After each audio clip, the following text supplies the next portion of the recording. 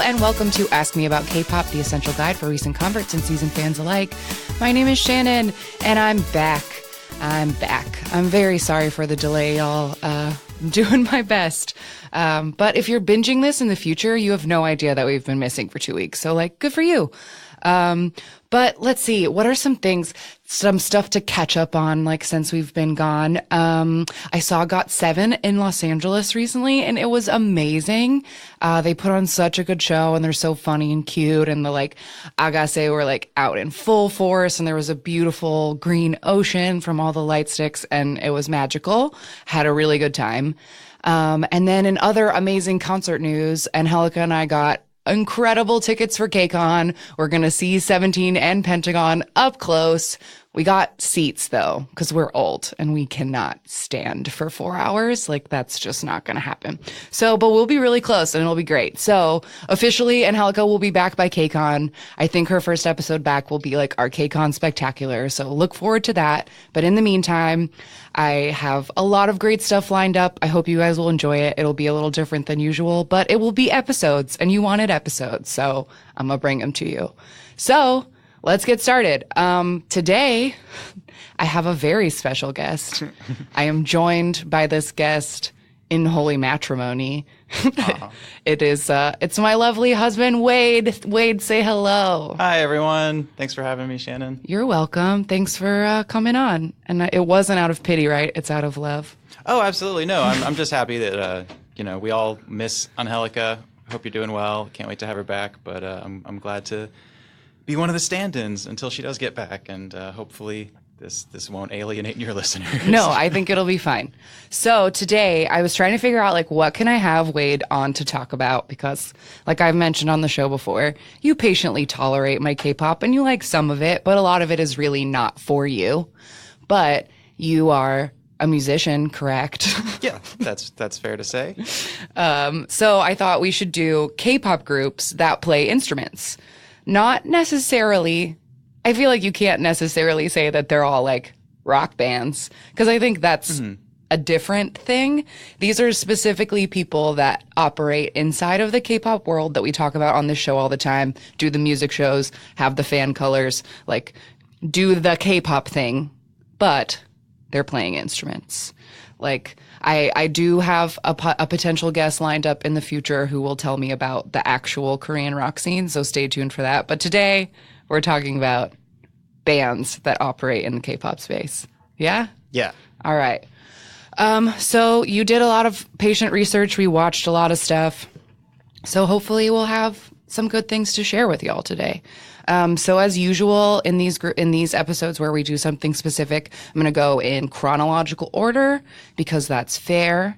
We're going to do all the boys first, and then I'm saving the girl bands for the end because, I think the girls deserve the credit more all the time. So that was kind of my thought too, but we'll get to it. We'll get to it. Okay, so the first group we're going to talk about came up in our second generation episode, and they honestly are not that popular, have never been popular, but I felt like they need to be discussed because they've been around forever. They haven't gone away, and they're from a major label. So this is Trax. We brought up Trax in the second generation episode because they were screamo metal, and they had massive, insane cartoon hair. Yes, the drummer especially. It's just all over the place. He looks like a cartoon sun where it just expands and curls off cartoonish pieces. Yeah. So Trax is from SM Entertainment, which, to recap, if you don't remember, SM is Girls' Generation, Super Junior, Shiny, EXO, Red Velvet, all of that stuff. So slick pop groups. Mm-hmm. But in 2004, they put out this what will you describe the earliest Trax stuff? Is it screamo metal? What is the term? It has a lot, and I find this with a lot of the bands. There's a lot of different influences that are timely, but they're kind of mashing them together. Trax, for example, there's one song where you have rap and kind of more of the screamo stuff, sort of alternating throughout the song, and it's the heavy, chugging drop D sort of riff, just really heavy, which was really popular in the U.S. at the time on the rock charts, that darker, new metal. Let's shine like scorpion in the sky. Yeah, come on. Draw. reflection 지평선 향해 사라질 Like it's just about like rocking really hard, and it's not necessarily emulating like an older 80s rock style or a pop rock style. Like it's just I just use the word chugging because that's the you got a lot of that with tracks. But then they'll break out into like a chorus that's like really melodic minor, sounds kind of like a trot ballad or something. So it's like really hard to pin down this style as one thing, but I get this being sort of an early probably SM effort into SM the full live band performing their instruments. Yeah, if we're like thinking of this like historically, like if this is 2004, so SM lost HOT like a couple of years before this, and that was like their biggest success up until the time, and they were just like a standard poppy boy band. But they didn't last very long. They broke up pretty quickly. So as far as I know, this was like their first and only ever attempt at this sort of thing. But like Lee Soo-man, the guy who runs SM, has always kind of been like a bit whack job is the wrong word, because he's like experimental. Yes, he takes swings. Yes, creatively. That's what I mean. Because I mean, like, you know, EXO is a swing, and like NCT is certainly a swing. Like he does weird stuff. So I think I guess he just wanted to try to have a band because there must have been some kind of market for it, at least a little bit. Yeah. But like NCT and EXO, like to me, those seem more mainstream, like much more palatable. Oh yes, it's just that the for concept pop music. behind the project is like wacky and out all over the place. Like there's 18 of them, but they're in 4 groups, but like they're not always in the same 4 groups, and like, you know, it's hard to like wrap your mind around it. Okay. But yeah, so Trax, they have been around since 2004. They are still a group. I think we mentioned it on a previous episode. They have like since in the last couple of years added a second X to the name. So it's Trax. And they do EDM now. I played you like their most recent music video, and it was Notorious. Is that the song? Yeah, with the girl on it, and it's Chainsmokers. Like, oh yeah, super poppy, like pop. Pop something. Yeah, just modern top 40. But yeah, I don't know. Sound. I just like wanted to mention Trax just to get us started because it feels really interesting that they like have continued, like despite like never really having any, like they've never had a number 1. They've never been like successful, but they just keep chugging along, and they like started with that crazy screamo. And then we watched a video of theirs from like 2011 where they like had they had slick haircuts. Yes, they were really cleaned up. Like we were doing like trench coats and maybe even like dreadlocks for one of them. Just really like when you think of like a band like Korn or something, Right. like guitars are hanging really low. And one thing I will give them a lot of credit for with their live performances is the energy. Yeah. Because a lot of these guys, like, I don't know if it's a creative style decision to kind of be still and look not disinterested, but you know, just kind of like, bored. Like that's the idea though, is that Yeah. we're all going to like kind of stay in our place and do our thing well, which is fine. But like this is the one band where, you know, naturally you're going to have a lot of that jumping up and down and angry energy. So good on them for that. That's like one of the bands that we went over where I saw a lot of stage presence. But then, yeah, by 2011, they'd gone like clean cut and kind of ballady. They still managed to like shred a little in the like bridge or whatever, but like the sound had changed significantly. Yeah, it almost felt like a country ballad, just with harder rock guitars, like, or just standard ballad. Like I feel like a lot of the groups earlier on kind of try to check off all the boxes. Like, okay, we need something like heavy or dancey. We got to have a ballad, and naturally, you know, any of these groups is going to have a ballad, and it seemed like a huge jump coming from the more metal stuff. Not that isn't unheard of for heavier bands to soften later in their careers, but the change was drastic. It was like a different band almost. Yeah, and I personally don't know because, like, again, since they're not incredibly successful, I didn't like follow the perfect trajectory of Trax. So I don't know if that was like a slow coming transition into like not being scary anime rockers anymore, or if it if it happened left turn all of a sudden, like, okay, we got to retool, like the metal thing isn't working. Because there are like very big gaps in their discography, like, because again, they aren't extremely successful. So it's not like SM was throwing money at them to just keep putting albums out if people weren't buying them. But like, I don't know, they must have a great contract they must do something that they have not been like cut from the company yet. So I don't know. Just wanted to bring up Tracks as like a historical piece of K-pop rock. So yeah, that's Tracks. So next up is a very like big band that like I feel like arguably of all the ones we're going to talk about today, like they're probably the most successful.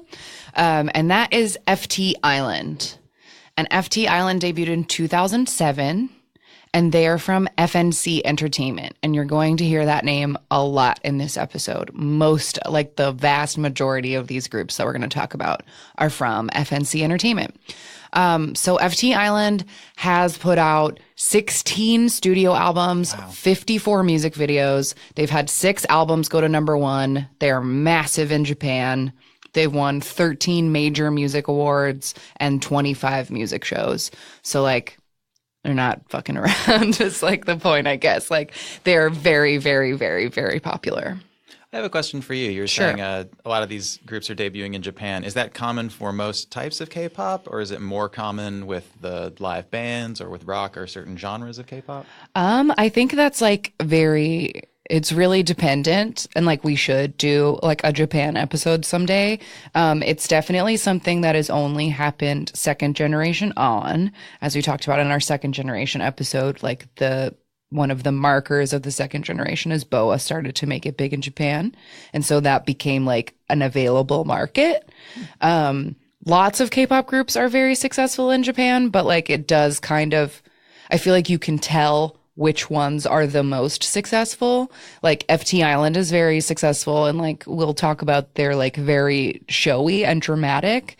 And one of the biggest like K-pop groups that's huge in Japan is TVXQ, and they are also very showy and dramatic. And like I don't know if that has something to do with it or not. Like I don't really understand the Japan market very well, but like it is a part of it. And it's definitely like in this episode, a lot of these bands do have pretty decent success in Japan. And I don't know what that's about though, because I don't know anything about Japan. It's the same here, where there are bands that do really well in Japan, and then you've never heard of them here. So yeah, there just must be something to that market that isn't as obvious. Yeah. So FT Island, they have 5 members, 1 former member.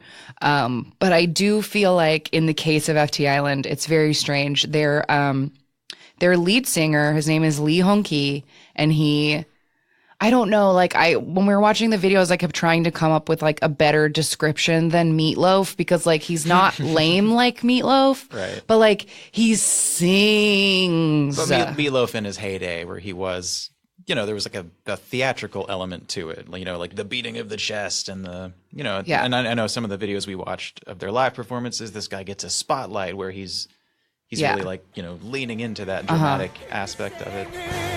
너만을 사랑했는데 어떡해 나 어떡해 너를 잊을 수 있겠니 널 사랑해 Oh I love you I'm missing you. So yeah, he's a really powerful singer, but I feel like in this particular case, it really seems like he is the only famous member of FT Island. Like, I'm sure that like the others like do get occasional attention, but like in some of the live performances we watched, the rest of the band is in the dark. Like, oh yeah, he's the only one who the camera focuses on. He's like, it's interesting in that way that like he seems to be like the star. I feel like he's better than Steven Tyler, but like in that Aerosmithy kind of way of sure, for the setup of the 5-piece with the front man who's got all the charisma, and that's what you picture when you picture this band. It's not an ensemble so much as his project. I actually, just listening to that clip, I kept making the comparison that it reminded me of Muse. Okay. And that just might be the one, really dramatic singing, but a lot of their music has really classical kind of like minor riffs. I always call it like trot just because something I love about K-pop in general is that it's a little busier than US top 40s pop. Like in terms of chord changes, you get more diverse just like musical sequences instead of a 2-chord, 3-chord situation. So it's really interesting, but a lot of them do sound like trot ballads. No, and I think that's like a really important like point to bring up that's like interesting. Whereas like with the previous band, when we talked about tracks, you were able to say like, oh, this sounds like Disturbed or Papa Roach or whatever you mentioned. Like there was a Western influence in their sound, whereas I feel like FT Island's sound is like uniquely Korean or like broader like Asian in that way, because like trot music is argued. Japan and Korea argue over who invented trot music. Oh, like,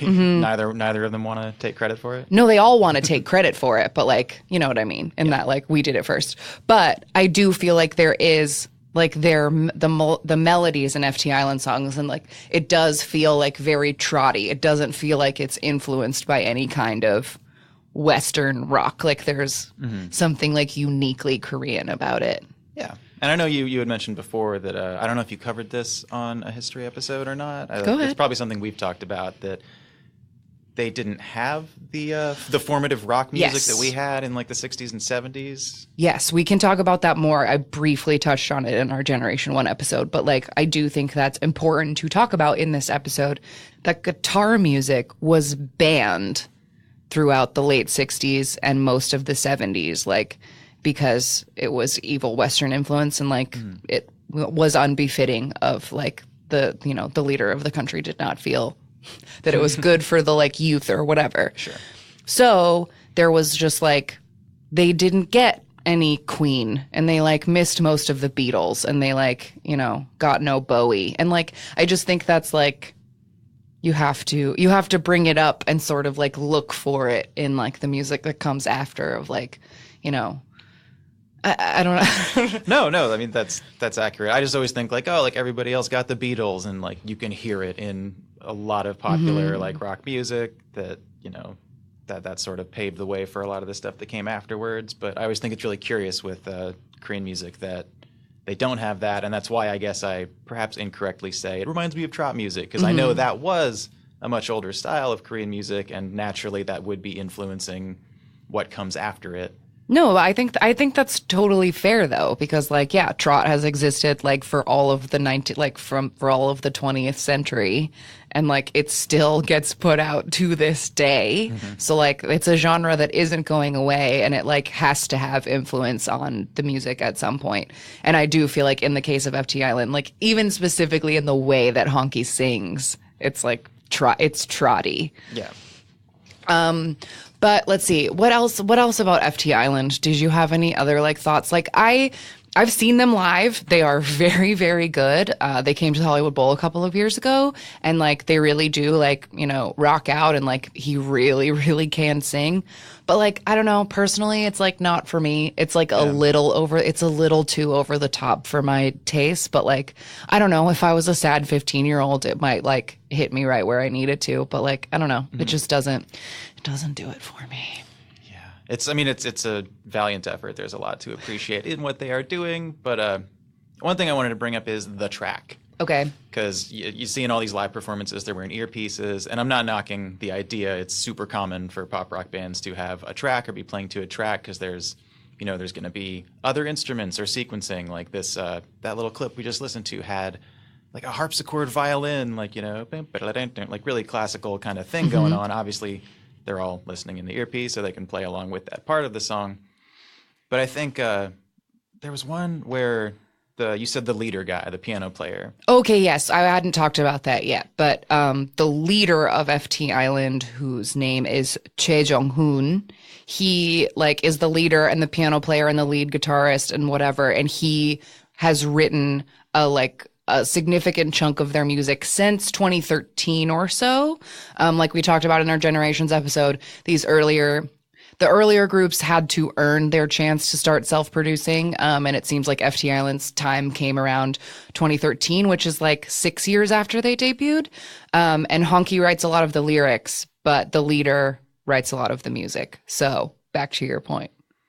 Oh, just that with this band especially, it's like they're really going for it for this super over the top dramatic sound. So a lot of the like tracks on the live shows have like a string section and like extra pianos, and they're just like really going for the most kind of epic sound you can, which is like admirable. And again, takes me to that like, Muse or even later Aerosmith, where it's like, oh, every song is like the best, most grand ballad that we can do. And I'm fine with it. Personally, I'm like, well, you got 5 people in the band. Like, I'm sure you could slap something together without trying to emulate something that's so much bigger than what you are. But there's just like, it's interesting. That's clearly their angle is like big, dramatic. Yeah, it's like very, very, very dramatic. Their like big hit from last year was like incredibly dramatic. But I remember it being kind of funny because the version on the CD is in a different key than they performed it. Because Higher like or lower? Little lower, because like I told you, Honky is like famous for smoking like a train, and like I don't know if he can like always pull off his like vocals that he tries to. But also super common if your studio version is like the highest note that you could hit on that day, but then the next year you're just, I can't do this like every night for live shows. Yeah. Like, can we take it down a step? Yeah. No, it's totally fair. But yeah, FT Island, they're massively successful. They're still together. Their sweet drummer just had a baby recently. Aww. So like now they're officially a dad band because they have a dad in them. But yeah, FT Island. So next up on our list is CN Blue. I feel like we've definitely talked about CN Blue, at least in passing on this podcast before. They debuted in 2009, and they are also from FNC Entertainment, like FT Island. And the interesting thing about CN Blue's debut is that they debuted in Japan first in 2009, did like a Japanese album first. They actually had a bassist, Kwangjin, and he was their bassist for this Japan debut, and then he left before they debuted in Korea, and we'll get back to him later because he's going to show up in another band that we're going to talk about. Okay. But they debuted in Korea in 2010 with their 4-member lineup that they still have to this day. Let's see, what else about CN Blue?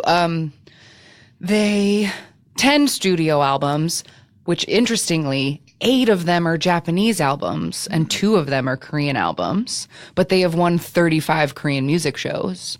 So their Korean comebacks are extremely successful, but they're somehow still like bigger in Japan and focus more on Japan, which is interesting. Now have you mentioned show awards on this show before? Yes. Okay. Can I get a quick recap of what that means? It's not like a Grammy or something, right? So basically, you can go back to if you're just listening to this brand new episode, if you're like, wait, and this is your coming in point, go back to our episode. It's called Show Me the Music. It's earlier on.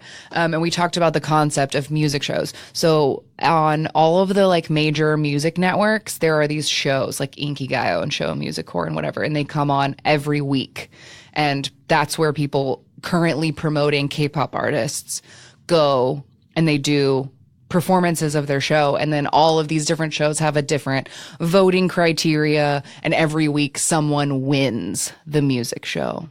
Okay. So having music show wins is like a bit of a big deal. So because like TRL. Yeah, sure. But they play the shows live in the contests? It's a mix. It's a mix of live performances and pre-recorded performances, but it does like air. It technically airs live every week. Okay. So you are seeing the bands perform one way or the other in these episodes. Okay. Yes. So they've won 35 music show wins, which means that they had singles out in Korea that were popular enough to win one of these music shows 35 times, despite having way more Japan albums than they do. That was the point I was trying to make, is that like they have a bigger Japanese discography, but their smaller Korean discography has gotten them like, tons of acclaim and popularity. So I just thought that was interesting. So CN Blue's debut stage, I feel like starts a pattern that we see with the rest of the groups we're going to talk about, which is when they debut, they dress them like the Beatles. Yeah, or some kind of real obvious uniformed, like suits, yeah, just they, like they put them in match. black They're suits on clean like, cut and like here you go. Like, and they all have like, they seem to have like those little baby drums, like those old timey, like just very small kit of like little drums. It's just like the 4-piece setup with the 2 toms, kick and snare. It's like a really common rock drum setup, unless you're going to go with the double kick rig with 80 drums surrounding you. Which we did see a video of CN Blue on like their tour. We watched a video that was just focused on the drummer because Wade is a drummer. Yeah. No, that was actually really, what do you know the song? It was I'm Sorry, which is one of their like biggest Korean hits ever. Yeah, it was like really cool, dancey, and like the drummer was definitely killing it. Like I'm not here to question the abilities of any of the musicians, but he was definitely a standout in this. Yeah, I put that video on your research playlist because of all the many, many instruments that Dear Wade plays, drums was your first. So I thought that you might be able to connect to it that way if you could just watch someone play drums for a while. But CN Blue's music, like I feel like their musicality is kind of like all over the place. Yeah, it's really pop rocky. It reminded me of like older Maroon 5. Or Okay. I haven't listened to a ton of Walk the Moon, but I get that vibe of or like the Killers. Like we're gonna kind of keep it dancey, but you're gonna hear synths in it. Are you twin? Everybody behave. Stand down, body, I'm sorry. Stand and tattery, never give tattery. That nice little combination of something that feels very poppy, like it could just be, a pop group, but then there's rock guitars and a driving drum beat, so it's like a good mix of those two. I think it's really appealing. Not what I would listen to, Sure, but they're doing something well. Yeah. No, I personally, well, the thing I was going to bring up before I get into my feelings about CN Blue is that they have been writing their own music basically for their entire existence. If you like look at their huge, list of discography or whatever, the lead singer Younghwa or the second guitarist Chonghyun, like they have written 95% of their music. So like that's interesting in that like they've always sort of had a say in what their sound is. But that sort of led to it being kind of a like, I don't know, they just like have done a lot of different things. I personally really liked their album from 2017. I think it was called 7 Degrees Celsius. Really liked it. It was like more modern. It had like a bit of like EDM-iness to it, but like it was just all really interesting, and it was like one of my favorite albums of 2017. But like I feel like what I associate CN Blue with is like complicated scandals that I can't understand because they've like had like tax evasion problems and like cheating on this and like lying about this university application. Like all of their scandals have been like bureaucratic, like things that I like can't wrap my mind around. And I also like associate them with dramas that I like because different from FT Island where we were saying that like it seems like only Honky gets to be popular. All 4 members of CN Blue have very successful careers, like as individuals. Like they're all actors. They all star in dramas. And like, yeah, all 4 of them on their own are famous, which is like, kind of interesting. Oh, nice. And good for them for casting a wide net and being so talented. Yeah. So, CN Blue, like, I really like them, and I know that they are very popular. And, one more thing I had written down, which I think is fun.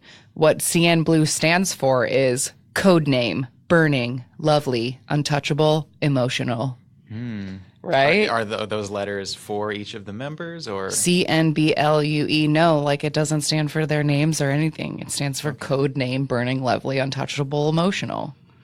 Okay. And doesn't roll off the tongue for a code name. I know, and I know that some of you guys are this, and I'm not making fun of you. I think that it's cute, but their fandom name is Boyce, which is blue plus voice.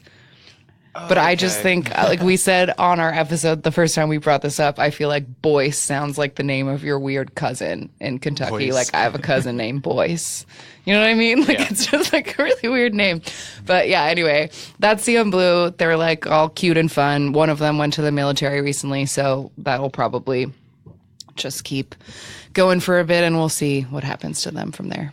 I just want to say too, I actually had heard this band before when I was doing K-pop Pandora, and like kind of trying to find what do I like in K-pop, and they definitely popped up, and I definitely think they're one of the more palatable. Yeah, like, that's the word I was it's going to use. just Is like it's not. There's nothing alienating about CN Blue like at all. Like if you like your pop music with a little bit of drum and guitar, like then this is for you. I think you will find something that you like. Yeah, and when you mentioned that they were doing most of the songwriting themselves, like you can kind of hear that, as I mentioned with some of the earlier groups. It seems like they're emulating an older style, or maybe the people writing for them are leaning into older styles of music with the, really ballads and like a lot of chord melodies changes. and But these guys seem to be, it kind of shows that they're doing their own thing, because it's like it's pulling it more towards a modern pop rock direction. So yeah, it's good. All right, next up on our list is N Flying. They debuted in 2013. Also FNC Entertainment. That's third group in a row from FNC Entertainment. They kind of tend to focus on bands. That's one of their things. So in the same style of CN Blue, who debuted 4 years earlier, FNC does the exact same thing with this group, debuted them in Japan in 2013, waited 2 years. Then they debuted in Korea in 2015. And this bassist from CN Blue that I was talking about before, the Kwang Jin, who debuted with CN Blue for their Japan debut and left, he is the bassist of N Flying. So he's back, but he's with a new group now. So yeah, they debuted in Korea in 2015. What was that single called? Awesome. Yeah. Awesome. And this, like, I find this stuff, that debut stage especially, like, very, very interesting, because it like starts out with like straight up rap. Like, Yeah. and then there's someone's like a like, piano duh, track. duh, duh, It's- duh, duh, duh. Yeah, it's like really dark. In and that he's Linkin definitely doing a Park rap thing. kind of way, but not quite, like almost. There's a broad range of the kind of Definitely. pop they're going for. I feel like in the case of this group, like as we're like where we're getting in the episode, like the groups we're about to talk about have like a single album out, if anything. So it's like, you can't talk about them in the same broad sense that we were talking about FT Island, who's had like a decade long career or whatever. Like, they haven't been around that long, but they have done like a lot of different styles. Like that original stuff seemed to be like standard K-pop, where you have your rapping and you have your whatever, but like some of them were playing instruments and didn't quite feel like a band. But then I'm going to play a clip right now. So in 2018, we've brought up this show before, like a ton of times, but there's a competition reality show called Produce 101 where they take 101 contestants and they make like a big old band out of them. There was a contestant from Produce 101 season 2. His name is Yoo Hee-sung, and I'm guessing he didn't win, because if he had won, he would be in 101 right now. So he clearly just like got far enough that FNC was like, well, we need to capitalize on this guy having some kind of popularity. So they added him to N Flying. So now they have 2 singers who just sing, Yeah.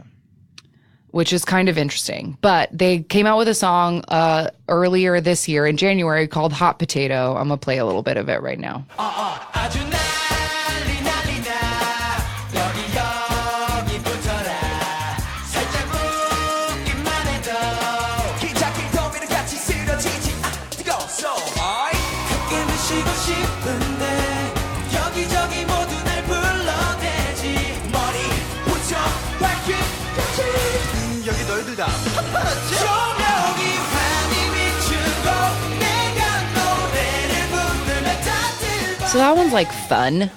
Yeah, it does definitely feel way more pop-y. Like in the others, you could get a sense that like this is a band. These are them playing their instruments, yada yada. This sounds like a pop song that was written, and then someone's like, "But let's have a live band play it." So we'll throw that electric guitar on it and some live drums, and that's like the most that you're really making out of it. I could just as easily see this done with like, just completely electronic instrumentation. Oh, totally. Yeah, that's very interesting. And then they put out another single this year. We just watched the music video for that. And am I wrong in thinking that one, Chainsmokers is the only reference I have because I also feel like it's the only music being made in the West right now is like Chainsmokers music. Yeah, it's like that or trap or some combination of it. And that second single they put out this year felt more like that and less like this band, the clip that I just played you. But do you want to listen to a clip of that one? Yeah, hold on. Because maybe I'm remembering it wrong. Maybe it was just like the styling of the music video, but let's find out. 많이 줄 수 있는 남자 모든 걸 지웠다는 듯이 버리고 가 How are you today 그대 잘 지내나요 How are you today 나만 이런 것 같은데 다시 내게 돌아가고 싶어 우리 사랑했던 그대로 Okay, so maybe it wasn't quite maybe Chainsmokers was the wrong thing that I was going for. But like that also, like you said, like if any other group, if GOT7 or BTS or whoever like put that song out, like I wouldn't even think about it being like, yeah, they are playing electric guitars in the music video, but it doesn't like, you know what I mean? Like it sounds much more like a big produced pop song than like a Yeah, and that's not uncommon at all with big produced pop songs. Well, let's throw an electric guitar over it. Like, now it's a rock song. And, like, it is and it isn't. Like, but, yeah. So, I mean, they're very new. So I don't have a, like, ton to say, but they've, like, put out a couple of singles. And I know that, like, people like them. So, like, I don't know. That's it. That's In Flying. That's what I got. Moving along. Our next group is Day 6. And this is a group that I like just became aware of like very recently. But as soon as I became aware of them, I like realized how like terribly popular they are. So Day 6 was formed in 2015 or debuted in 2015. And cutting up the pattern from the episode, they're not from FNC Entertainment, but they're from JYP. And JYP, for a refresher course, that's GOT7, 2PM, Wonder Girls. That's JYP. JYP. And yeah, Day 6. It's a 5-member. 6, I thought. It's 5 now. Somebody left. There were 6. There are 5 now. Is that where they got the name? Probably. Apparently, their original name was 5 Live. And then they added a 6th member and they became Day 6. And then they lost the 6th member and they're still Day 6. Okay. It costs too much to change your name. It does. Like, no, once you've like established that brand, like there's no going back. So let's see. Yeah, debuted in 2015. I really like Day 6. Like I'm gonna play this clip of their debut song, Congratulations, and then I'm gonna talk about why I like it. Hold on. Congratulations 넌 참 대단해 Congratulations 어쩜 그렇게 아무렇지 않아 하면 goodbye 웃는 얼굴 보니 다 잊었나 봐 시간이 가잖아 매일 생각해보니 Yeah, so I dig that for like a ton of reasons. What the like one that comes most to mind is that it feels really, really familiar. When I was in like my early years of high school, I had like the tiniest bit of an emo phase. Like not really though, because I like could never go like full scene girl. I was a bit of a poser, but I wanted to feel slightly cool and I had too many feelings. So I was really, really into something corporate. And if you guys don't know who Something Corporate is, it was like a pop punk piano focused band. And I was so into them. I was also really into like All American Rejects and Dashboard Confessional and that like more, it was like moody, like kind of emo music, but it also felt very musical. Like I was never into like like atonal, like screamo. Like I could never get by that. Like I need a bit of pop in all of my stuff. And this Day 6 like reminds me of those kinds of bands. Because like the piano is heavily featured in that track. And like, yeah, and it's being played live, and all the singers are kind of getting a turn. They all have good voices, so it's like a really good showcase of like, hey, we have a bunch of boys here, but they're all really talented, and the songs are kind of coherent in a pop way. They're not all over the place. They're not trying to go crazy with the style. Like this just sounds like a good rock ballad. And I know I've been like shitting on ballads and how they all sound the same. But like, I don't know. I really I thought these guys were. I liked it a impressive. lot. Yeah, like you just said, I found it like really refreshing and kind of interesting after going through some of these other groups where like, you know, the attention being paid to certain members is like varying.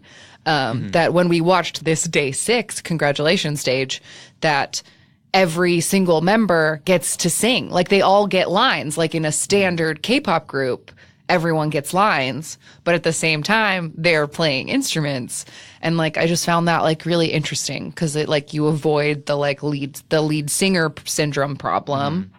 And like everyone's getting a turn so that it and that also helps it sound more like the other K-pop that you're used to. Like like if I'm listening to a Shiny song, I'm going to hear 5 different voices. But if I'm listening to FT Island, you just get the one. So like day 6 is like bringing those things together where it's the band, but everybody gets to sing. Yeah. So it's very interesting. And like they're rising. They just last month put out this new song called Shoot Me, and it's pretty great. Super catchy. Like that feels like straight K-pop, but not. I mean, I don't mean that in a bad way. Like, No, we like straight K-pop here at this show, so that's not a dig. yeah, just that it's catchy, and I don't know what I'm trying to say. It sounds like because I'm way less familiar than you, but maybe like the chanty quality of the choruses. It has like a like BTS or. I mean, yeah. I don't know. I'm trying to think of like what other K-pop to compare it to, but I do feel like Shoot Me feels like Imagine Dragons. Sure, Is yeah, that that's like a good U.S. comparison because like it's rock, but it's really poppy. But yeah, but it's not bad. Yeah, Not because terrible music. Tropical House is like the shit right now. It has been for like the last 2 years. It's like what everybody's doing. And I feel like in Shoot Me, they managed to like, sound like a rock band for like the chorus with the bang, bang, bullet, bullet, bullet. But then the pre-chorus is like that noodly, like really washy, echoey guitar. Like, I don't know. Yeah, It's just, there's like some things you can't go wrong with. And I feel like not a less is more approach, but just keeping it simple. Like, this is not, there aren't 20 instruments on a track. It's not a crazy chord progression that's all over the place. It's like a nice, familiar, but just different enough. yeah, Like totally. I remember the chorus to this clip we listened to specifically. I was like, oh, okay, this is familiar. It's like the 4 chords, but then they like take it out a little bit and then they end on the jazzier chord before going like back into the verse. And that's, again, that's the thing that I love about a lot of K-pop is that it's familiar but not predictable. Like the music tends to just be a little more interesting than you're expecting. So however you feel about the song, that's fun for me as a musician to listen to. No, that's great. Yeah, so I wish Day 6 all of the luck, and I like can't wait to see like what else they're going to do, because they are very, very new, but like it seems like they're on a good trajectory to like, be the hot shit. So good for them. Another thing about them, they weren't like wacky as hell with the style or anything. They didn't look like the Beatles or have crazy hair. They just look like 6 dudes that like got clothes that fit put on them. Yeah. And like, they're all, of course, very handsome, but yeah, it wasn't like a style over substance thing. Yes. Like they clearly sang and played instruments, and that was what was like impressive about them. No, totally. Okay. And finally for our boy bands, the last one we have is The Rose. And this is not Rose Motel, which Angelica and I talked about when we went to that concert at the Hollywood Bowl. Rose Motel is like old dudes who play doo-wop music. This is... Oh, that's a good name, Rose Motel. Right? They introduced themselves accidentally as Korea Sex Band at that. They were trying to say that they were a sexy band, but what the guy just said, Korea Sex Band. And then they started doing doo-wop. Yeah, it was really funny. Interesting. Creepy.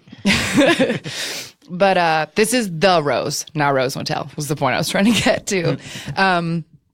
And The Rose just debuted in 2017. They put out their first album this April, so they're very, very new. But what I think is interesting about The Rose, they formed themselves by busking in Hongdae. And Hongdae is a cool neighborhood in Seoul. That's like where the cool kids hang out. And every night or on weekend nights, there's like a specific chunk of street that they shut down to cars. So it like just fills with people. And we saw this with our own eyes. Yeah, like it's a college neighborhood too. Yeah. That's like what the whole demo of the younger kids is. But Yeah. they're out there hustling, like plugging in their amps, playing songs, doing karaoke. We Yeah. saw some Instagram guys dressed up in like cheap Avengers masks. And, like people were just like, everyone wanted a selfie with them. So Yeah. it's like a good hustling for like young artists. Yeah, space. so yeah, people just drag out amps or whatever, and like there's all kinds of signs. It's like such a big thing that there's signs posted all over Hongdae of like how loud your amps are allowed to be, like what time you need to clean off the street. Like they like allow it, but there's like lots of rules for it. So in the case of the Rose, two of the members, Dojun and Jaehyung, like met doing busking. Like they were both individually busking in Hongdae, met each other. And one of them was like a trainee for a company. And so he like wasn't allowed out that much and was like sneaking out to go like play with this other guy. He eventually like left that management company. They found another kid who had left his like training and they were like, come be in our band. They called themselves Windfall when they were a 3-member band, and they just like played on the streets and they did like covers of other people's songs and put their videos on YouTube, which then they found their 4th member through a mutual friend or something. So now they were a 4-member group, and the company J and Star, which I can't say I've ever heard of, picked them up and put them out as the Rose.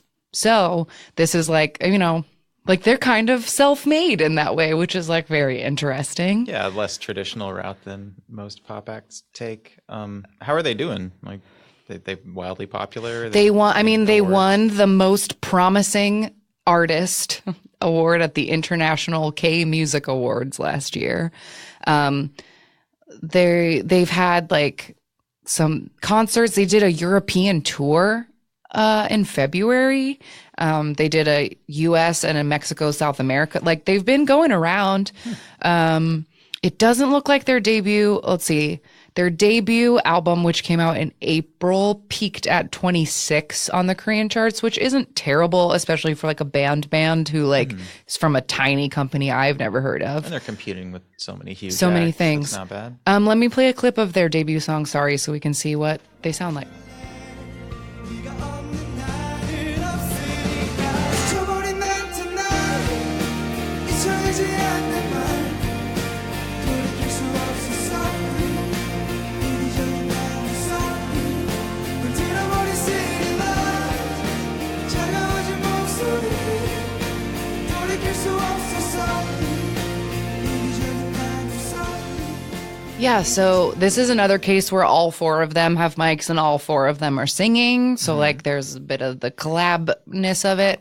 And I don't know, like, I don't know if this is just like a particularly stripped down. I haven't heard the album version, but like to me, this seems simpler than a lot of the bands that we have like been covering in the last however many minutes. Like, Definitely. Like it's a real solid, like, I'm sure there are more than 4 chords in it, but you hear the chorus. It's just like the repeating of 4 chords that sound really nice together. And there's that good blend, drum, bass, guitar, piano. but it doesn't seem like there's anything else, like where we were saying a lot of these other groups, which is fine. You could do what you got to do. They have like their tracks that are filling it out with other instruments or like bigger sounds. And this to me truly just sounds like a guitar and a bass and a drum. Like I don't hear other things in it. I think that might be coming from, them From sort their of forming street- on their own. yeah. Like they wrote the songs as a 4-piece, so they don't want to add like a string section or anything superfluous. Like Right. they can kind of let the songs stand on their own because they can deliver them. Right.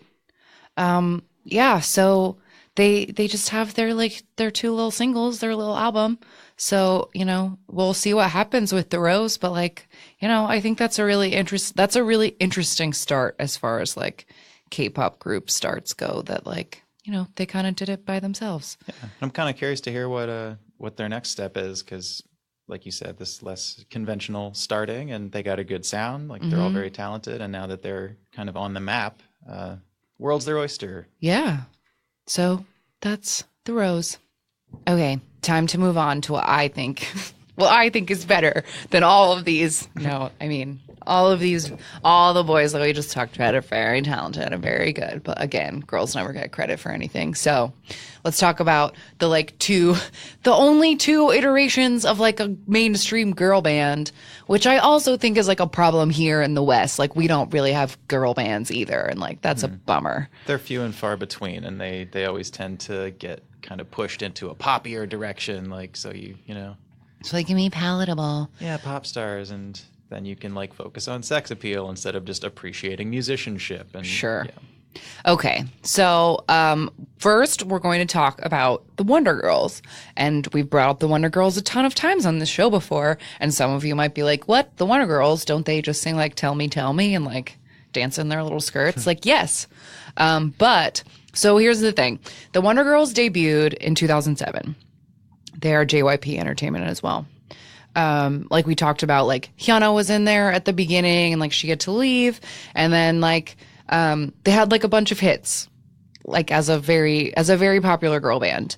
But then I have another episode planned to like get into all of this, but JYP tried very hard to make the Wonder Girls happen in America, and he spent a lot of money on it, and it was like a massive failure, and it was a big deal that people thought he would like never recover from. So in 2015, the Wonder Girls had been on hiatus for 3 years, and one of their main members, Sunmi, had left to go to school. So they were just like in weird limbo of being not around. But in 2015, they came back with this single called I Feel You, and suddenly the members of Wonder Girls were playing instruments. Like they came back as a band. Not all of them, or were there only 4 Wonder Girls? There have, in all told, all throughout time, there have been 7 Wonder Girls. Okay. They lost one almost immediately, so there were 6. And then, yeah, I guess, now I don't know. When did they become 4? 1, 2, 3, 4. 2015. Yeah. Okay. There we go. So there was a long limbo, and then they decided, or a couple of them just scrapped it, and they were down to 4. So they basically it was like Sunmi left in 2010 and was basically gone, and there were 5 of them, and then we lost Sohee in 2014, and then Sunyi left in 2015, and Sunmi came back in 2015. Okay. So 4 members. Now they're playing instruments, and the music videos that they put out were like really, really sexy. And that, like, I know I've brought this video before with that old 80s video, that Robert Palmer, like, Addicted to Love video, where you're dressed in like a really sexy dress, and then you have your like bass guitar, and then you look bored as hell, and you just like sort of sway back and forth and like play your guitar and like look like, I'm so bored of playing guitar. Yes. But like it's hot or whatever.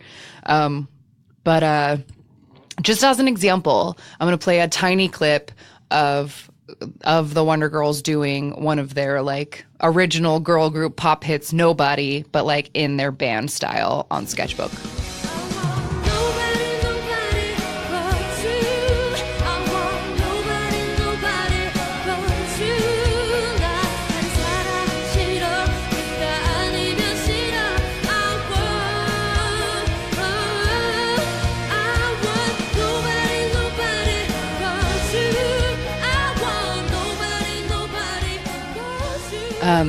So what did you think of this, Wade? What did you think of the clips we watched of the Wonder Girls? I was really impressed. I was actually listening to their music on my phone this morning, not live, but like the studio versions, and I heard that song, and it sounded completely different. Because I guess you said this was before the band version, or the band iteration. The live stuff we watched, I was really impressed. Like you nail it with that. They look bored. Not a criticism. It's that's like a really, it's like an aesthetic style choice. Yeah, like, it's cool. It's like, oh look, we're just killing it, and we play these instruments so well, and we don't care. We're just a bunch of hot ladies like doing what we do. And that one bit, there was like a minute prologue to a song they were doing where they each kind of showcased the. They do like a solo. We are playing these instruments and we're good at them. Like it starts with a really like jazzy piano kind of thing, and then they throw it over to the guitarist. She does a And lot she of shreds. yeah, like lots of nice blue licks, and then they go to the bass girl, and she's doing some like insane slapping funk stuff that like is not easy. The to bassist do. is Sunmi, who we talked about like 2 episodes ago in our breakout solo artists. Like she is an incredible solo artist who's like at the top of her game right now, and she's such a good dancer and she's so beautiful. And then seeing this clip of her also like slapping the bass like as best, like it's amazing and it's like unfair. Like how dare you like also be good at this? Like or just where was that? Like Yeah. we're just now getting this. It's really impressive, and I don't want to leave out the drummer. That Yes. just kind of goes without saying. All these drummers are great because playing the drum, drumming ain't easy. No. And like keeping a beat and keeping it interesting, playing to a track Uh-huh. on tempo. Like, they're really good musicians, so I was kind of blown away. Yeah, but unfortunately, we only got this band version of the Wonder Girls for 2 years. They are officially disbanded, no longer a thing.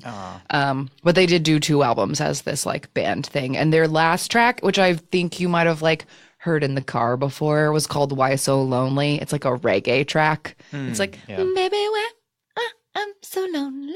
Yes, I have Okay, heard that one. that's them. So yeah, the Wonder Girls, I just like it is a wonder. Like I just think that's like such a cool, interesting thing for, you know, JYP to have tried to be like, okay, like they were a successful girl group. I like almost lost my shirt like trying to make something else of them. So then to try like, okay, well then I'm gonna like make them learn how to play guitar, and like they're gonna do that. So it was really interesting. It kind of reminds me, I think you might have used FX as an example of like one of those bands that was really good and could have been, but just for whatever reason, like the pieces weren't. The company just doesn't care, Yeah. and they don't get the same attention that other people do. Yeah.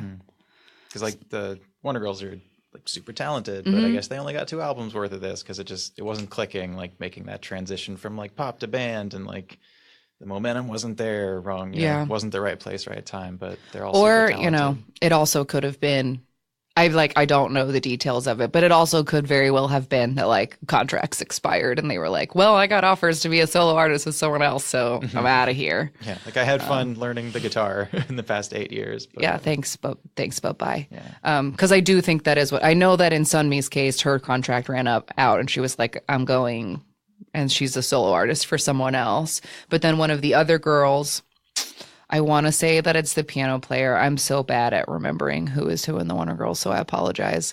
But one of them has like come out as a solo artist under a new name, Hattefeld. So like they're doing their own things. They're fine. Don't worry about any of the current don't worry about the Wonder Girls. They're doing okay. But I think it was really cool that they like did try a little something. And one more part, the keyboardist played keytar for a couple of the songs, which is cool as shit. It was really cool, and it was a good guitar lick to have going, and you don't see that a lot live. But yeah. And last but not least is a group that we've brought up on several different episodes for several different reasons. And that's AOA, or possibly specifically AOA Black, if you want to go there. AOA debuted with FNC Entertainment, back to FNC Entertainment. They did, you know, and Flying and FT Island and CM Blue and all that stuff. They are also the management company of AOA. And I learned this just for this episode, like I truly did not know this. But the original concept of AOA was that they were going to sometimes be a band and sometimes be a regular sexy dancing girl group. Which is weird because like at the time of their debut, one of the members was like listed as like only part of the group when the group is the band. Like she didn't get to do the other stuff. She's since left, but Which member or which instrument rather was that? Part time. Sorry to make you do research here. no, it's okay. I guess like how many in the group to start would be the better question. When they debuted, there were 8 of them, but only one. Like it's weird. It says that like 7 that the concept was that 7 of the members are full angels, while Yukong is a half angel, half mortal, as she is only a member when the group promotes as a band. So they called themselves a 7+1 group, but this poor Yu Kyung person is not in the group anymore because who wants to be left out like that? And she doesn't even, you can't even click, she doesn't have like a link on Wikipedia, so I can't even like find out what she did. Well, she was mortal, so Yeah, I know, right? that's part of their what is it like? Oh God, I can't remember which group it is where they're like the seasons, or they all have a spirit animal, or like, you know, there's a supernatural kind of like comic book backstory. That's what EXO has. They all have They're powers from space and okay, yeah, like Kiss. Yeah, exactly. But okay, so the point that I was trying to make was is that like sometimes AOA was a band. So there's 2 different singles that were put out as the band version of AOA. One is called Elvis, which is subsequently the name of AOA's fan base, because as we talked about in that episode, a lot of times fan club names like come from songs or whatever. So they're called the Elvises, or Elvis. just Elvis plural, singular Elvis, I guess. In a sentence, like I'm an Elvis. I'm Elvis. I'm Elvis. Because I think that's how people say it. Like with BTS, it's like army, and sometimes people say like I'm army, like not an army. You know what I mean? One member of like. Sure. Okay. Yeah, I don't know. I don't know. Is any of it real? I don't know. Okay, what was I trying to say? That. So they did they had an Elvis song, and then we talked about in our subunits episode when they put out the single Moya, which was a band single, they were shopped out as AOA Black, like to distinguish them from the rest of AOA. But the interesting thing about this is that it seems to me, you know, unconfirmed, but it seems to me like when Miniskirt and Like a Cat caught on in 2014, which are 2 of their like biggest singles ever, like I think FNC like realized like, okay, like forget the band thing. Because like they were making so much money like being hot dancing girls that like what's the point, you know? Yeah. Like I don't know, but I do like Moya a lot, but it does just like in the same cases like some of the other bands that we talked about, it sounds like an AOA song with like a little bit of a like kind of old-timey like doo-woppy. Yeah, But the girl they have a member, and I can't remember her name, but one of their members has like a crazy voice, and she like does it's like so hype. Is it the drummer that does the rapping? No, it's one of the other guitarists with like the bangs that you were like, oh, her with the bangs. Right, because I could hear her guitar. Yes. I realized I haven't played a clip, so they need a clip. Everyone gets a clip. Hold on.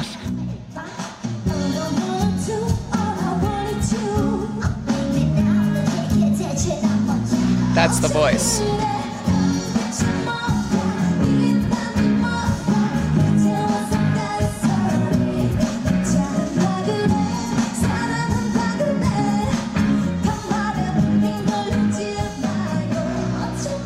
Yeah, just like the 4/4 chord progression piano, blink blink blink blink blink blink do do do do do do, like you know it has like a classic do do do. Like I don't want to throw it to Meghan Trainor because I only know like. But that's the only thing I can like think of. Yeah, the vibe of like we're doing kind of the doo-wop or like, you know, the 50s pop style, but. Yeah. But what I was you heard it for a second in that clip. I was trying to get to is like the member with like the crazy little voice, like, and she like does her standard AOA rap, but like in this band version of the whole thing. But yeah, I don't know. I just wanted to talk about that for a minute. Like, I mean, AOA still, they've lost Choa, who was the lead singer of that song that I just played, the like blonde with the bangs in the middle. Like, she's no more. I mean, she's with us. she's just not in the group anymore. She's not in the group anymore. AOA never did more like they've transitioned into just being your standard girl group, which I think suits them based on the live videos we watched. It's, you know, because every time it's one person's turn to sing or be featured, they almost kind of stop playing their instrument and just like go to like the cute sexy mugging thing, and it's like, we'll just drop the instruments, like don't even bother, like, you know, you're clearly showcasing kind of your personality, which is like a lot harder to do when you gotta like play an instrument. And since they're coming from pop where they had been doing that, I I'm sure, business wise, they're like, you know what, this is a lot more trouble than it's worth. Like, I think the pop is more marketable, and the girls. Yeah, it clearly was way more better with successful. that. Yeah. So yeah, but that's all the bands that I had to talk about. So like, do you have any final thoughts? I know I wanted to like ask you, Wade, because like I am currently in a band, but you've been in like way more bands than me. And I'm a singer and I can sort of play campfire guitar, but like I'm not a musician, and you are a musician, like in every sense of the word. So like, what do you think of, like, do you have any thoughts about all of this, or like the idea of the standard K-pop factory training model like being merged with a band model? Like, well, tons. If they're coming, that was a question I had for you. That if anybody has any intel, please reach out and let us know what the training process is. Because I know for non-instrument playing, like your standard K-pop groups, you might not necessarily need to have talent already. It's like, this person's got the look. They're young. Like, we're going to teach them how to sing. We're going to teach them how to dance, do the choreography, and work on these songs with them. Train them for a while, and then they're ready to go. But I wondered with the bands, if they're like, oh, this kid can play guitar and, he's young and looks good. Let's like gather up a couple of these and try to, kind of do the same thing that they do with the K-pop groups, but with people who already have musical, like, instrument talent, or if they just pick them up and be like, you're going to play guitar, you're going to play drums, which is like a gamble to me. Right. Because I feel like unless you're completely tone deaf, you can probably learn how to sing, and given practice at a young age, dancing, I imagine, like you can get on board with that and find your rhythm. But like, if you don't have the fingers for it, or you got no sense of rhythm, like you can't just take a gamble on like you're going to be the drummer and like hope that in 8 years they've done it. Yeah, that might be too long. And like, you can grind an instrument. Like if you treat it like a job for a year, I think you can get pretty decent.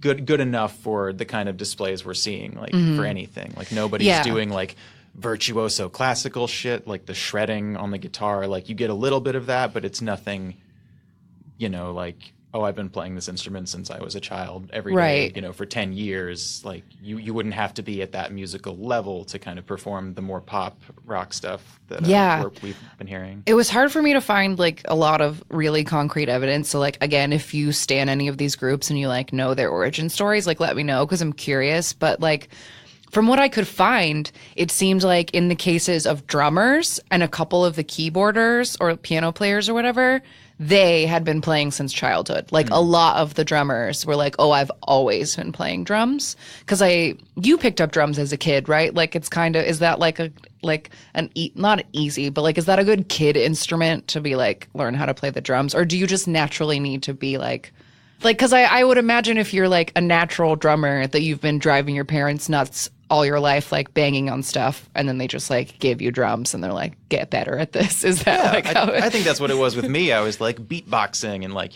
shuffling like on a desk, like, doing beats. So, some people definitely have a natural sense of rhythm. Some people don't. Like, I'd see other drummers or people trying to learn drums and they just like couldn't quite left brain, right brain coordination of what goes where. So. But yeah, I don't know. It just like based from what I could gather, it seems like none of these kids were taught drums. Like the drums was not, but I didn't see a lot of evidence of like, oh, he'd been playing guitar since middle school. Like it really did seem like a lot of these people just had guitars handed to them and like, you're going to learn how to play this. Yeah. And all instruments are equal. I'm really partial to the drums. And I like I said, if you grind one for a year and you're taking lessons and you're taking it really seriously, like you can get pretty good at an instrument if you're treating it like a job. Like you said, you play campfire guitar, like you probably like, practiced here and there, learned a couple songs. Yeah, like, I learned chords from like chord charts, and then like, but I never had the discipline to ever like memorize anything or try anything fancy. That's why I call it campfire guitar, because it's like, I need you to print me out the chords and then I will evenly strum the chords. But like, you can play guitar. Like, I know you like to be humble, but I'm telling y'all, like, he is really, really good. But like, you also play like all the time. So I just wonder if like, because I've just seen it in our own house, like in the 8 years that we've been together, I've seen you like improve your musicianship by just like, sitting on the couch and like dicking around. But if you were a 15-year-old who'd been hired by a music company and your like entire job was to just get better at your guitar, like, do you see how that could be? No, in the same way with the groups with the dancing and the singing, like they didn't know how to do that when they got hired on. They trained for it. And right. like, yeah, like I said, with an instrument, it's just a matter of practice. Like I think anyone can get good or pick it up unless you're just have no sense of rhythm or like your fingers are giant and won't fit around the guitar or something. But yeah, absolutely. The musicianship in a lot of these bands is solid. Like nobody is screwing up or phoning it in. Yeah, I was also wondering, I was worried that when I like sent you the playlist that you would, immediately come back with like, none of them are playing anything. Like this is all fake. So I was like glad that you didn't say that a lot, because I do know like it happens more often than when we're watching like SNL or something where people are performing and you're like, there are 7 guitars on stage and the like one person like that guy's actually playing it. The others are like turned down or off or something. Sure. Yeah. And in some of the earlier bands, the track like is on top and it's pop music. Like you can't, like live drums sadly are very out of fashion in top 40s music. Like you're going to have electronic beats because you can get them like really compressed and there's so much like they're just like tighter because they're like made by a computer. So like they are. Yeah. That's just what pop music has been doing. There's a lot of options to manipulate those percussion sounds. So it naturally, like in a lot of pop music, you're going to have a drum track on top of the live drums or accompanying it. I forgot where I was going with this, but yeah, I guess in some of the groups you can hear like the pop song track playing over it, and there's less featuring of the actual instruments. Right. But like the later we went with the groups, especially going up to the girls, like the songs are definitely more reliant on the band members and what they are doing, which I think is a lovely sign. Like I'd love to see more K-pop bands like become popular and maybe not go through that traditional model like the last group we listened to, where they're sort of inspired to do it on their own and have learned the instruments on their own. And it's not like, oh, we're training you to play this kind of song, or like we've already written the stuff, like learn these songs, practice these songs. Like you get a little more, I don't know, like organic inspiration or like, there's like passion from the musicians to the songs they're playing, which I think is kind of an across the board third generation thing. You're going to see a lot more bands that kind of grew up doing it themselves, like because they were inspired by the first and second generation. Yeah, I'd like to see. I mean, I'd like to see these like, and Flying Day 6, The Rose, whatever. I'd like to see where that goes, because I think especially here in the West, just at least in like what gets radio play, it seems like just the concept of like rock music or like a band at all has gone so terribly out of fashion that like it would be cool for there to be like a renaissance of that to like come back. Yeah, but who knows too? Because a lot of times you have one really talented musician who it's like, oh, well, that band it's that guy. Like he'll get as many people in his band as he needs, but like he's the visionary. And the notion of a band as we know it is kind of like, well, it's music written for a band to play, but it's not like these 4 dudes in the garage were like doing the grind and like, they just now are breaking big on, they had 3 independent albums and now the studio picked them up to promote their single, like that kind of. That's extremely rare nowadays. And this is specifically that like K-pop model merged with the idea of like a band, but like it's I don't know. We'll see what happens in the future. And this was fun. Did you have fun? Yeah, no, this was great. Okay, thanks for having me. I just want to like. We're not done. Okay, we're not done. I'll say bye later. I just wanted to pop in and tell the listeners like.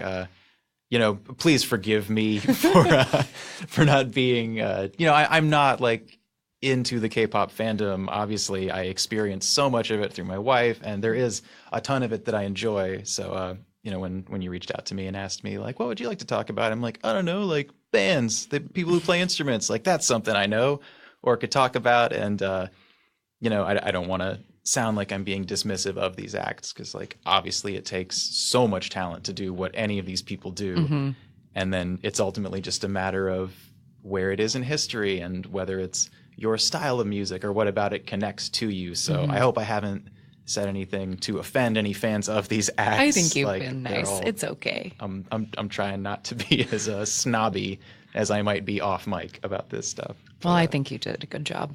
Thank you. All right. Well, stay tuned. We will be right back with the random game with Wade. All right. We are back. And this week for our random group, we got a group we've mentioned a ton of times, and that is After School. After School girl group from Pledis Entertainment, debuted in 2009. All told, they've had 11 members in their history. There's currently only 4. Because as we've brought up before, one of the concepts of After School was that the girls could graduate after school once they were like done with it. So like here, Wade, as you see here on this chart. Nice graph of where the members overlap. Yeah, the way. So we started with the 5, got a 6th, one dropped out, and Yeah, and it just like goes like that. So currently, I'm seeing 4 members. Yeah, there's still in only the 4 game. left. And at their busiest in 2013, there were 8 maybe. 1, 2, 3, 4, 5, 6. Yeah. So it's been like a lot of lineup changes. We talked about the subunit Orange Caramel is made up of After School members. That's interesting. I was just looking to see if any of the original members were still in it, And they are not. No. 'cause that was 10 years ago. Yeah. So, they've been around forever. Like, how big is this discography? I feel like they must have put out like a ton of albums. They haven't won a lot of stuff. Like, they've always been around, and I feel like some of the various members have gotten like really popular for like being cute on variety shows or like getting commercial deals for being hot or whatever. Let's see. 3 studio albums, 2 compilation albums, bunch of singles. But they've just like always been around. So let's just get to it. Their most popular video that we're going to watch is called Flashback. It's from 6 years ago and has 18 million views. So if you're ready, let's do it. Let's do it. Here is After School Flashback.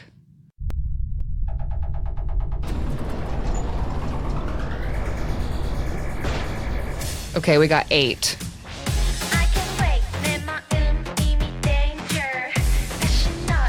They're wearing like lingerie. There's a dude tied up in a cage in some kind of basement or warehouse.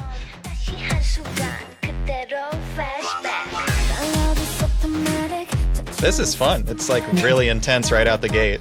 Like, the visuals. Yeah, they have these cool like bathing suits with big long leather fringe. And it like moves cool. And they're in some kind of a mansion set. Like maybe a haunted mansion. There's lots of flashing lights. Nana's blonde. She looks amazing.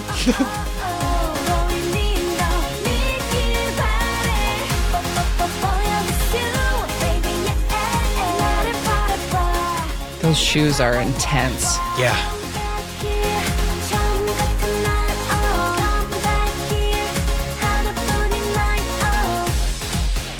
Oh, the tied up guy looks distressed. He is tied up. There is this black and white portion. I'm wondering if that's going to lead to why this guy's in a cage. Oh, they're torturing. Oh, she's got a gun pointed at his head. These chicks are hard.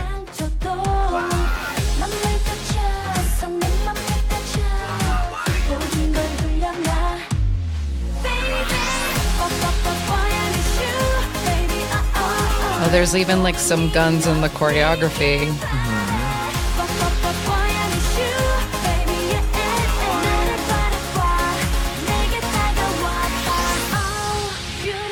Oh, they're in white now.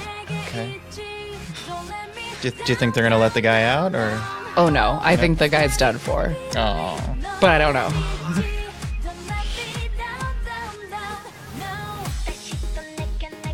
That's Nana. She's the only member I know, and she's one of the most beautiful people on earth.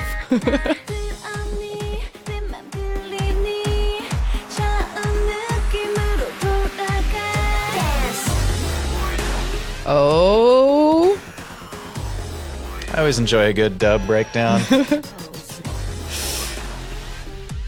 They're all just like crawling and like sexy dancing in shadow. Smoke machines, lots of backlighting. No, I mean they're all gorgeous. They look Yeah. like models, and they look very sultry and disinterested. Yes.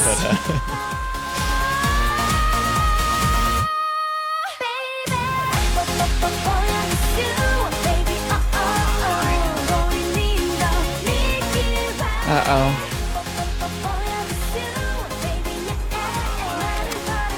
The gun. Oh, no. Oh, wow. Dark. You couldn't do that over here. And now they stomp away. Whoa. Wow. After school flashback. Intense. I wonder what the lyrics are. That poor guy must have done them wrong. I mean, she said, but boy, I miss you. So, I mean, it sounds like it's a breakup song, but an angry one, perhaps. They definitely shot the gun at the end at the boy or the audience. Like, I'm pulling up the lyrics real quick to see what we can find. musically, I'll speak. Go ahead. That's solid. That's good pop. Had a great beat. Strong synths and good showcase. It was very 2012. Like it fits right. Like I don't know. I feel like 2011 to 2013. Like there's a very specific K-pop sound that like I still to this day like I dig it. Mm-hmm. Yeah, I'll even say when I was saying I like the dub breakdowns. It like reminds me of like Everybody Shiny. Is that from the same time? Like that's 2013. So like the year after. Yeah. So like it looks like the lyrics are like my heart is in danger and the moment I saw you again, like I get a flashback to that time. I'm tired, I'm going crazy. You don't know my heart, you hurt me. So yeah. Just one of those like I feel like they killed him, quote unquote, and that you have to like get, kill your darlings, like get rid of your exes. Like they had to like, say goodbye, but so this in a could violent, be a symbolic murder in a warehouse that like I'm over you, bang. Yeah. The end of that.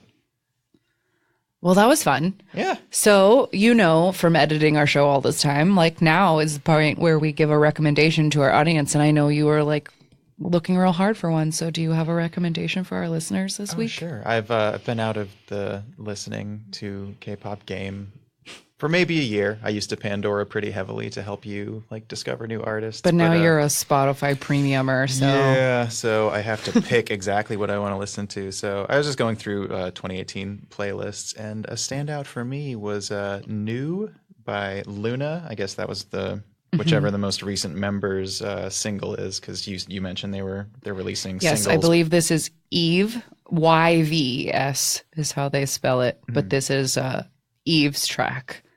And what's it called again? It's called New. New. Yeah. Okay. But it's just like, really cool, like kind of synth pop, has kind of a darkness to it, like pretty melody. She's got a good voice, and it just kind of, satisfies the things that I enjoy about pop music, like good beat, good instrumentation, nice voice, and check it out. Really I'm going to take that recommendation because I've been avoiding Luna because it's a lot. Taken a long time to gear up to that. It's a lot, and like one of our pals at the K-pop cast, Peter Lowe, was saying one day that on Twitter something about how like being into Luna is like separate from being into K-pop, like it's a whole other thing because it's like 18 members and like all of these songs and all of these subgroups, and they still haven't even like come out as a full group yet, and like, wow, it's so much. This is the Marvel model that they're going with. It's like, we're not going to release a band, we're going to tease all the individual players so you can like them, and then when they form the Avengers, you're going to think of it like a super group, even though that was the plan all along. Yeah. But that's like a game changer in marketing, I think, is to give piecemeal and then show the whole as like a thing to build up to. But that's pretty interesting, I think. That's a great recommendation. My recommendation this week is I'm going to go with my ladies A-Pink are back, and their new single is called I'm So Sick. It's very interesting. It's like kind of 80s, kind of 90s, but also like new tropical house. It's like a lot of different things, and it's very different from what A-Pink usually does. and y'all know I'm like a huge A-Pink stan, so I like what A-Pink usually does, but like their last two comebacks were like, you know, barely legal B-sides of some of their other biggest hits. Like they just literally put the same song out again and like changed it just a little, and it was disappointing. But this time they're back with something like actually new, and it's really like a lot of people at first were like, I'm not sure about this song, but like now everyone's like, I can't get enough of it, can't stop listening to it. But on the same note, like Triple H, Mamamoo, and 17 will all be back by the time this episode comes out. So like, I'm just drowning in it, y'all. Like it's a good, 2018 has been really, really good to us, and it's just continuing to be. So, I guess all of those things are my recommendation. And then one last thing that I wanted to say before we wrap up is a little bit of like a fun announcement. So this episode is dropping on July 18th, which is my 5-year K-pop anniversary. 5 years since the day that I discovered K-pop. And you know, it's brought so much joy to my life in so many different ways, like leading up to this like podcast that I love and adore. So I wanted to celebrate that and do a little bit of a giveaway. So, what I would like you, the listener, to do is contact us at like any of our social medias, which I'm about to list. Like you can make an Instagram post and tag us in it, reply to something, send an email. I don't care. Like whatever way, they're all going to count. But I would like you to send me a short or long version of your own K-pop origin story. What was the first thing you saw? What was the first thing that hooked you? Like tell me about your birth into K-pop. And then I'm going to choose some random winners and I'm going to send you an album, a K-pop album of your choice. I just want to spread love. So the places you can do that, and if you just want to talk to us or whatever, at AMA K-pop Pod on Tumblr, or no, at AMA K-pop Pod on Twitter and Instagram, amakpoppod.tumblr.com, and amakpoppod@gmail.com. Like I said, any of those platforms, however you want to do it, just send it to us. I'm going to use our same random number generator that I use for the random game to pick our winners. And I might even have some surprises for some runner-ups or whatever. I just want to celebrate my K-pop anniversary. So that's what I want to do. So hit us up with that. I can't wait to read what y'all have to say. And yeah, that's it. I've got some hopefully fun and interesting things lined up for you guys, like in the continued, gap of Noah and Helica. I do hope to have, I hope that you like what I do have for you. So I love you guys. We'll see you next time. Thanks again for coming, Wade. Yeah, thanks for having me. I'll see you in the car. All right. Bye. Bye. Chungyeon, you're our inspiration.